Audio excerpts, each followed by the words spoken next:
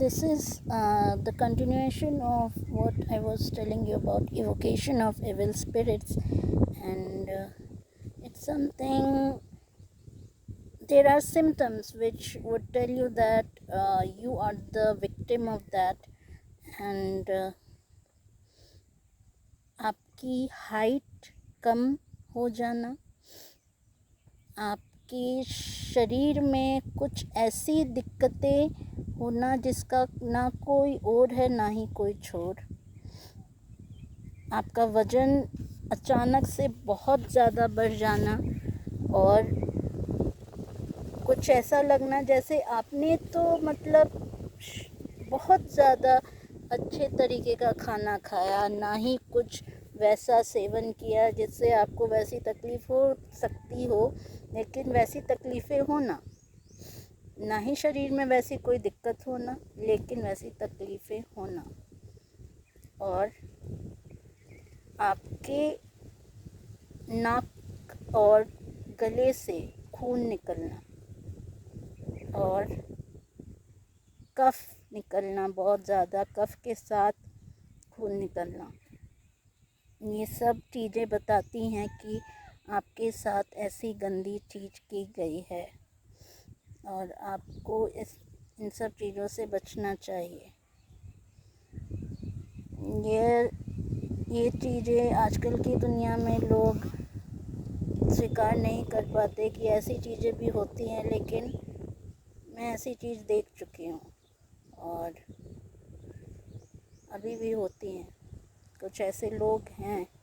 जो ऐसी चीज़ें करते हैं और जिन्हें सज़ा दी जानी चाहिए। इस चीज़ को ख़त्म करने से ही हम एक अच्छे सिरे से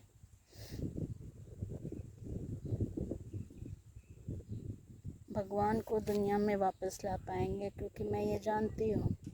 कि कुछ ऐसे लोग भी हैं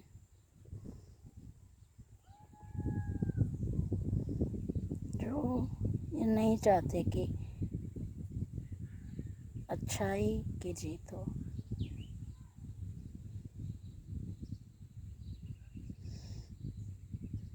मैंने यह बात भी बोली है कि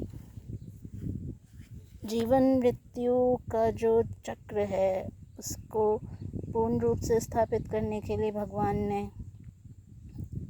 यह बताया। मतलब हमने ये सुना है बहुत से लोगों से, कुछ कहीं ऐसी जगह पर पढ़ा भी होगा कि जब किसी की मृत्यु होती है तो वह इंसान की अस्थियां जब जल में प्रवाहित की जाती है तो वो जल के रास्ते ही चलते चलते चलते चलते पहुंचता है उस शिखर पर, जिसे हम कहते हैं, जहाँ पर वो एक अंतिम स्थान होता है, जहाँ पर वो धरती पर होता है, और वहाँ से ही भगवान उसे बुला लेते हैं। पूर्ण रूप से उसकी आत्मा पहुँच जाती है भगवान तक। लेकिन हम ये जानते हैं कि जल का प्रवाह, सारे जो सोर्स हैं, सारे जो वाटर बॉडीज़ हैं, वो सब सूख चुके हैं, and they have all dried up. So is there any other mean that would take them to where they should get? Well, it's all science, and if it's something that उसके जरिए ही पहुँचते हैं, तो क्या are the souls really getting to where they should get, or it's all getting all messed up, all into one big whole net, spoiled completely?